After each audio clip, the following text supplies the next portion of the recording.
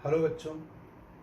वैसे आ, आज का दिन थोड़ा सा स्पेशल था क्योंकि बाकी दिनों में अलार्म मुझे उठाते हैं, बट आज की सुबह आपके प्यार भरे मैसेजेस और आपके बहुत सारे कॉल से हुई। सारे कॉल्स तो मैं नहीं उठा पाया, तो जिन लोगों का कॉल नहीं उठा पाया मैं उनसे अभी माफ़ी चाहता हूँ, बिकॉज़ क्लासेस रहती है तो बहुत सारे फ़ोन एक समय पे ही उठा नहीं पाते हैं। एंड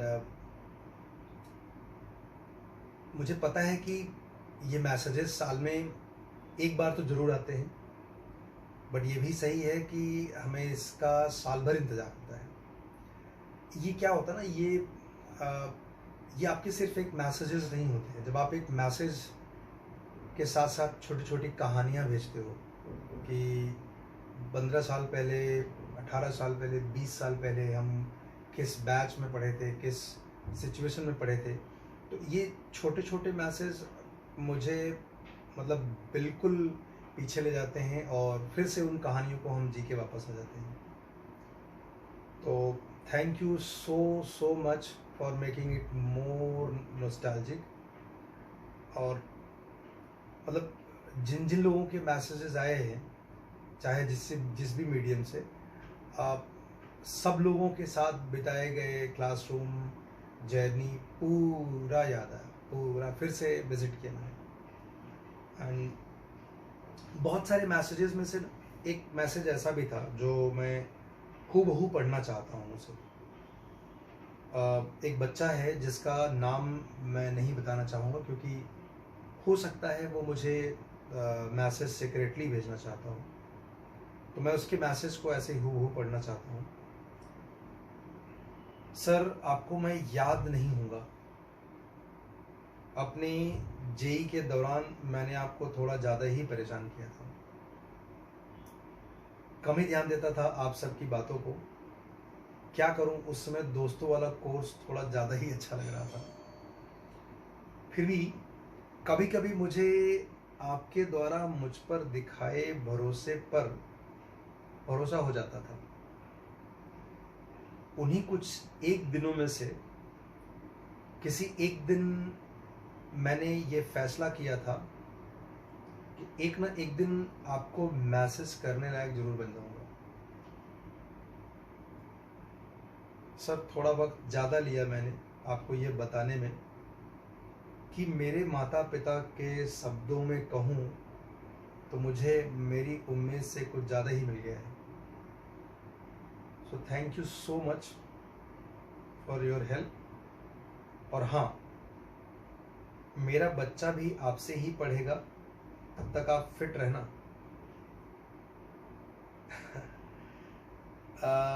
वैसे मेरी अभी तक शादी नहीं हुई है। Happy teachers day sir. ये ऐसे बच्चे ऐसे ऐसे मैसेजेस, जैसे मतलब मैं कहूँ कुछ मैसेजेस ऐसे होते हैं ना जिसको पढ़ के अगर आपके चेहरे पे स्माइल आती है तो या तो आप उस बच्चे के माँ बाप होंगे या फिर मेरे जैसे उसके टीचर होंगे।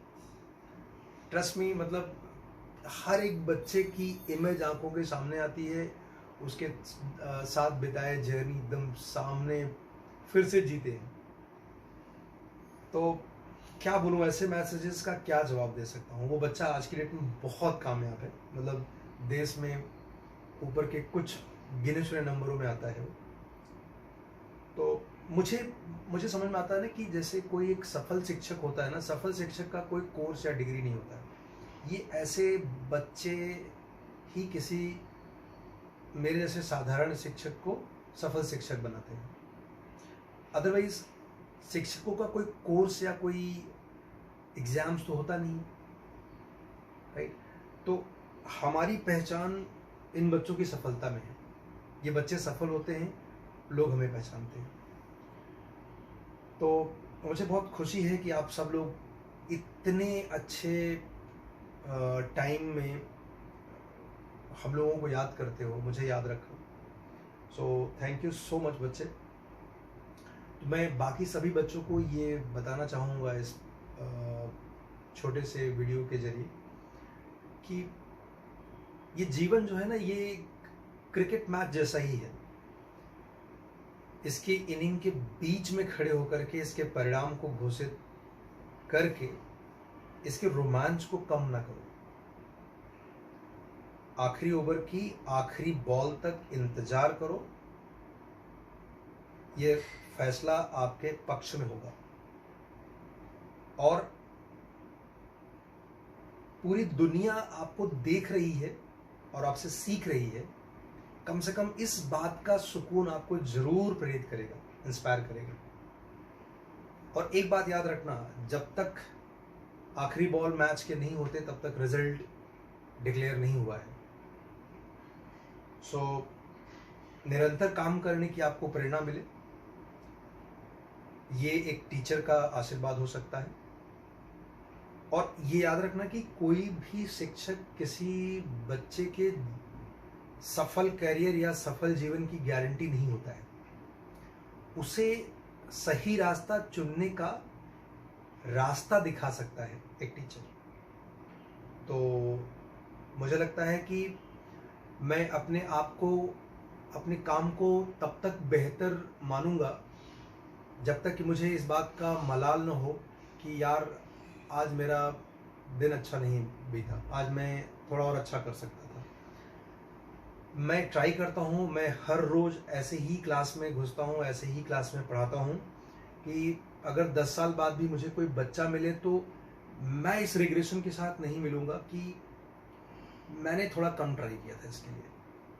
तो at least I am very happy that I try my best. और बच्चों, आप लोगों से भी एक ही रिक्वेस्ट होगा कि ये किसी भी कोर्स के बीच में खड़े होकर के ना ये फैसला कभी मत करना, या किसी टेस्ट के रिजल्ट से किसी क्लासेस के टेस्ट में कुछ बहुत सारे बच्चों के आगे चले जाने से आपका परिणाम घोषित नहीं होता है।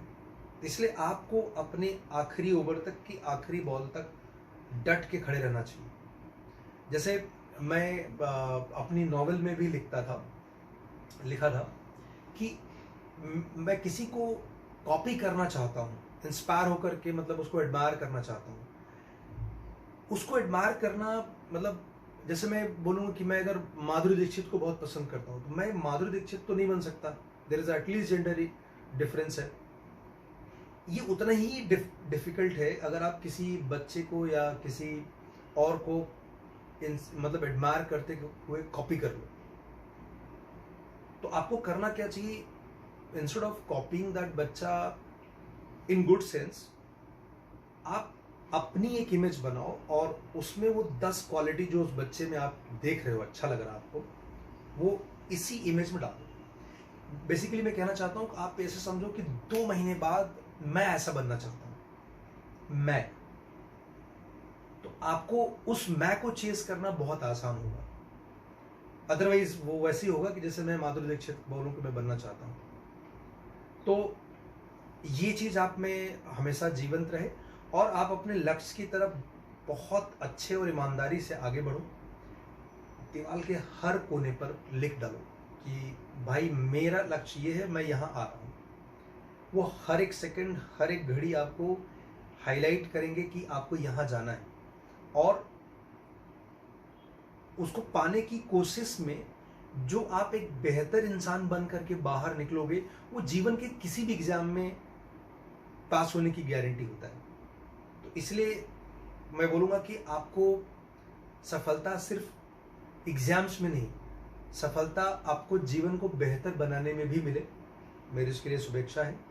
और हम ट्राई करेंगे कि जल्दी जल्दी फ्रिक्वेंटली हम लोग ऐसे ही किसी वीडियो के थ्रू मिलते रहें। Till that, keep doing good job, my best wishes with you and thank you once again for sending me your love and affections. And literally वो मेरा दिन बना देता है और मुझे इंतज़ार रहेगा फिर से अगले साल आप लोगों के मैसेजेस से। Bye bye.